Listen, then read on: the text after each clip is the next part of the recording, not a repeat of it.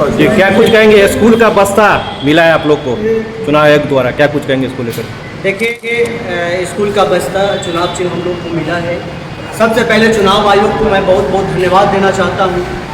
और जन स्वराज का ये सोच भी था, हम लोग का मानना भी है कि बिहार में जो गरीबी है, बिहार में जो अशिक्षा और पलायन है, ये 35 सालों तक जो सरकारें रही, चाहे वो लालू जी की 15 साल की सरकार हो, चाहे 20 साल तक आपको नीतीश जी की सरकार हो, इन्होंने अशिक्षित करके इसलिए रखा कि मैं इस पर शासन कर सकूं। आज जो ये स्कूल का बस्ता छाप मिला है, ये प्रतीक है कि जो विश्व स्तरीय शिक्षा की बात हमारे प्रशांत किशोर जी कर रहे हैं, उसको पूरा किया जाएगा। आपको मैं बता दूं कि जिस तरह हमारे बिहार सरकार ने हमारे नौजवानों को पीठ पर जो बोरी ढोने का काम किया था, उसको उसके जगह पर आज के बच्चे को पीठ पर शिक्षा बैग दिया जाएगा, जिससे वो शिक्षित होगा और बिहार का विकास होगा। आज देख लीजिए, हमारे बिहार का बीए पास करके अगर लड़का अगर जाता है दूसरे राज्य में काम करने के लिए, तो किसी फैक्ट्री में लेबर और मजदूरी का काम करता है। आज किसी दूसरे राज्य का लड़का अगर इंटर पास करके जाता है किसी दूसरे राज्य में काम करने के लिए, या वो अपने ही राज्य में काम करता है, तो वो कंप्यूटर पर बैठता है और इंग्लिश का ज्ञान होता है, कंप्यूटर का ज्ञान होता है, और वो एक टाइप लगा करके पदाधिकारी की तरह बैठ करके 25 से 30 हजार और 40 हजार रुपया कमाता है। आज मैं बता देना चाहता हूँ कि हमारे बिहार में ये शुरुआत हो गया है। एक भी बच्चा अशिक्षित नहीं रहेगा, उसके लिए पूरी रूपरेखा तैयार कर ली गई है, और विश्व स्तरीय शिक्षा हर एक गरीब किसान मजदूर के बच्चे को दिया जाएगा, जिससे आने वाला हमारा बिहार का भविष्य उज्जवल होगा। और एक भी बच्चा मजदूर नहीं कहाएगा, और मजदूर के नाम पर जो हमारे बिहार में प्रताड़ित किया जाता है, हमारे बिहारियों को गाली दिया जाता है, वैसे लोगों के मुंह पर तमाचा लगेगा। ये हमारी सरकार जब आएगी तो हमारे जितने भी बच्चे हैं, उसको सभी को विश्व स्तरीय शिक्षा दिया जाएगा। सर देखिए, सबसे पहले तो जब हम लोग शिक्षित जब तक नहीं बनेंगे, तब तक हम लोग सोच नहीं सकते हैं कि कौन अच्छा है और कौन बुरा। आज तक हम ये देखते रहे कि जाति के नाम पर लोग वोट देते रहा। मैं ये देखता रहा कि धर्म के नाम पर वोट देता रहा, क्योंकि उसको वो शिक्षित नहीं है और समझने की उनमें शक्ति नहीं है। तो ये जो प्रयास है, जो पहला ये कदम है, जो आपको स्कूल बैग मिला है, तो इससे साफ जाहिर होता है जब तक हमारे बिहार के बच्चे शिक्षित नहीं होंगे, तब तक उसको अधिकार का पता नहीं चलेगा। जाति की वर्जना शिक्षा तोड़ेगी, 100% तोड़ेगी। शिक्षित होगा, उसको अधिकार का पता चलेगा, और जाति का जो जातीय जनगणना है उसको खत्म करेगा, जाति प्रथा है उसको खत्म करने का काम करेगा। ये मैं विश्वास आपको देता हूँ। जाति प्रथा तो टूट गया ना। मोदी जी के कितने जात के लोग हमारे बिहार में रहते हैं, इतना सीट मोदी जी को मिला अपना बिहार में एनडीए, तो जाति तो टूट गया हुआ।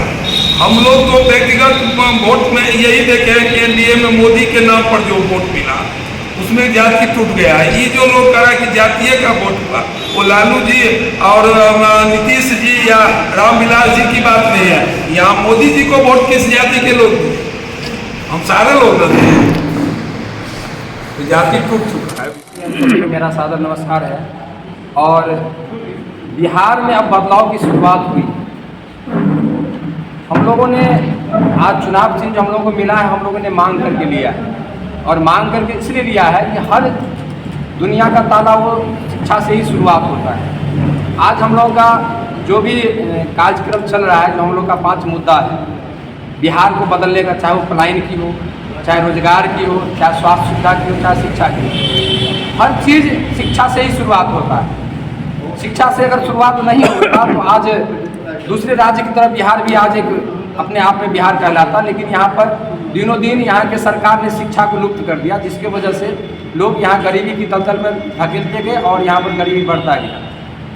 शिक्षा का चुनाव चिन्ह हम लोग के प्रशांत किशोर जी ने लिए हैं, और बिहार का शुरुआत शिक्षा से ही होगा, और बिहार बदलाव का रास्ता शिक्षा से। रही बात बिहार कैसे बदला जाएगा, तो हमारे प्रशांत किशोर जी हर गाँव में जा कर के वो अपने चुनावी माध्यम से, अपने सभा के माध्यम से बताते हैं कि शिक्षा एक ऐसा कड़ी है, अगर बच्चों को अगर शिक्षा मिल जाएगा तो अपने आप वो बदल जाएगा। रही बात बिहार में हम लोगों को वोट लोग क्यों दें, तो 70 साल से आपने किसी न किसी पार्टी को वोट देते आ रहे हैं, लेकिन बिहार में कभी बदलाव हुआ नहीं। आज हम लोग अभी तक लालू जी के नाम पर, नीतीश जी के नाम पर, मोदी जी के नाम पर, हिंदू मुसलमान के नाम पर, जाति के नाम पर, धर्म के नाम पर वोट देते आ रहे हैं, जिसका कारण है कि बिहार आज सबसे निचले राज्यों में गिनती हो रही है। जब तक हम लोग इन सब मुद्दों से हटकर विकास के मुद्दों पर वोट नहीं करेंगे, और शायद बिहार के इतिहास में नहीं, पूरा देश के इतिहास में पहला बार एक ऐसा चुनाव होने बिहार में जा रहा है जो सिर्फ और सिर्फ मुद्दे पर बात होगी। आज तक जिस पार्टी ने कभी मुद्दे पर बात नहीं की थी, आज वही आदरणीय सम्राट चौधरी जी भी कहते हैं कि हम 2025 में जब चुनाव होगा तो अगले 5 साल में हम भी पलायन रोकने का प्रयास करेंगे। लेकिन अभी तक किसी पार्टी ने आज तक ये चर्चा नहीं की कि बुजुर्गों को भी पेंशन बढ़ना चाहिए। आज तक किसी पार्टी ने ये चर्चा नहीं की कि यहीं पर बिहार में सबको रोजगार मिलना चाहिए। आज तक किसी पार्टी ने ये नहीं चर्चा की कि यहाँ पर भी स्वास्थ्य व्यवस्था दुरुस्त होना चाहिए। जब हम लोग इस व्यवस्था को दुरुस्त करने का प्रयास किए हैं तो धीरे धीरे अब मुख्यमंत्री जी को भी लगने लगा है कि नहीं, अब जन स्वराज जिस मुद्दा पर बात कर रही है अब हमें वो ऐलान करना पड़ेगा। जैसे एक उदाहरण हम बताना चाहेंगे कि जैसे वृद्धा पेंशन देख लीजिए, जिस वृद्धा पेंशन को लेकर के आज तक 20 साल से किसी सरकार चर्चा नहीं कर रहे थे, हम लोगों की मांग उठी और लगातार 3 साल से हम लोग प्रयास किए, जिसका नेतृत्व अब 400 को बढ़ाकर 1100 कर दिया गया है। दूसरी बात है कि जब जनगणना हुई जाती है बिहार में, उसी टाइम 94 लाख परिवारों को आदरणीय मुख्यमंत्री जी ने घोषणा की कि हम उन परिवारों को जो आर्थिक रूप से गरीब हैं उन्हें 2 लाख रुपए मदद के रूप में देंगे। लेकिन आज तक उन पर एक बार भी चर्चा नहीं की। जब हमारे आदरणीय प्रशांत किशोर जी ने इस मुद्दा को उठाया और लोगों को हस्ताक्षरता अभियान चलाए, जब हम लोगों ने आवाज़ बुलंद किया तो आज उन पर भी घोषणा हो रही है कि अब 2 लाख परिवार, 94 लाख परिवार को 2 लाख रुपये दिए जाएंगे। तो ऐसी बात इस चीज़ की है कि घोषणा हो रही है। आज तक आपने शासन में सिर्फ रहा, लोगों को वोट लिया, राजनीति की। विपक्ष इस आकांक्षा में रहते हैं कि नीतीश कुमार जी हमारे साथ आ जाएंगे तो फिर से हम सत्ता में आ जाएंगे, इसके वजह से वो विरोध नहीं करते हैं। लेकिन जन स्वराज सरकार बनाने के लिए नहीं, बिहार को बदलने के लिए आई है। हम लोगों को जो भी मुद्दा होगी, अगर हम लोग के आने से पहले अगर लागू हो रही है तो कहीं ना कहीं प्रशांत किशोर जी में जन स्वराज में वो ताकत है कि जन स्वराज के सरकार अभी काफ़ी दूर है, उससे पहले ही अगर मुद्दा सब लागू हो रही है तो आप लोग समझिए कि जिस दिन जन स्वराज की सरकार बनेगी और हमारे आदरणीय प्रशांत किशोर जी नेतृत्व करेंगे, बिहार एक कैसा बिहार होगा। इसी के साथ हम इतना ही कहना चाहेंगे कि अगर आप लोग चाहते हैं कि बिहार से पलायन को रोका जाए, यहाँ पर अच्छी स्वास्थ्य व्यवस्था हो, अच्छी शिक्षा व्यवस्था हो, सभी बुजुर्गों का सम्मान हो, किसानों का सम्मान हो, तो एक बार, सिर्फ एक बार आप लोगों ने 70 साल से किसी न किसी पार्टी को वोट दिए हैं, सिर्फ एक बार हम लोगों का कहा मानिए, आदरणीय प्रशांत किशोर जी का कहा मानिए और जन स्वराज के साथ जुड़िए। इसी बिहार की धरती पर एक ऐसा बिहार प्रदेश हम लोग बना के देंगे, जिस तरह आज गुजरात, दिल्ली अपने आप में एक प्रदेश कहलाता है, उसी तरह बिहार भी कहलाएगा। आप लोग कैसे मान रहे हैं जो आप लोग ही मुद्दा उठाएं तो पेंशन में वृद्धि हुई, जबकि सत्ता पक्ष का कहना है 5 साल का सरकार का समय रहता है, तो इस 5 साल में कभी भी कोई भी योजना हम इम्प्लीमेंट कर सकते हैं। हो सकता है, लेकिन 20 साल से तो आप थे सत्ता में, आज तक तो किसी पार्टी ने चर्चा नहीं किया होगा, चाहे वो कांग्रेस हो, आरजेडी हो या जदयू हो या बीजेपी हो। आज तक किसी भी पार्टी का एक स्टेटमेंट हमको उठा के दिखा दीजिए, एक प्रिंट दिखा दीजिए कि उसने बुजुर्गों के सम्मान की बात कही हो और पेंशन बढ़ाने की बात कही हो।